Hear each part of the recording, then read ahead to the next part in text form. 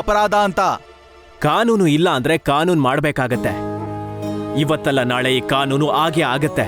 ಯಾಕೆ ಅಂದ್ರೆ ಇದು ನಮ್ಮ ನೈತಿಕ ಜವಾಬ್ದಾರಿ. ಚಿಟ್ಟೆ ಹಿಡಿದು ಆಟ ಆಡೋ ಮಕ್ಕಳಿಗೆ ಮದ್ವೆ ಮಾಡಿಸ್ಬಾರ್ದು ನಾವು. ಈ ವಯಸ್ಸಲ್ಲಿ ಮದ್ವೆ ಮಾಡಿ ಕೂರಿಸಿದ್ರೆ ಜೀವನ ಪೂರ್ತಿ ಅನುಭವಿಸ್ಬೇಕಾಗತ್ತೆ. ಈ ಮಕ್ಕಳು ಈ ದೇಶದ ಭವಿಷ್ಯನ ರೂಪಿಸೋಂತವ್ರು. ಓದಿ ದೊಡ್ಡೋರಾಗ್ಬೇಕಾಗಿರೋ ಮಕ್ಕಳಿಗೆ ಮದ್ವೆ ಮಾಡಿಸಿ ಮಕ್ಕಳ ಮೇಲೆ ಹೊರೆ ಹಾಕ್ತಿದ್ದೀರಾ. ಮದ್ವೆಗೆ ಸರಿಯಾದ ವಯಸ್ಸು ಯಾವುದು ಅಂತ ನಿರ್ಧಾರ ಮಾಡಬೇಕಾಗಿರೋದು ನಮ್ಮೆಲ್ಲರ ಕರ್ತವ್ಯ. ಯಾವುದೇ ತಂದೆ ತಾಯಿ ಆಗಿರ್ಲಿ, ಆ ವಯಸ್ಸಿಗಿಂತ ಮುಂಚೆನೆ ಮದ್ವೆ ಮಾಡಕ್ ಹೊರಟ್ರೆ ನಾವೆಲ್ಲರೂ ಅವ್ರ ವಿರುದ್ಧ ನಿಂತ್ಕೋಬೇಕಾಗತ್ತೆ.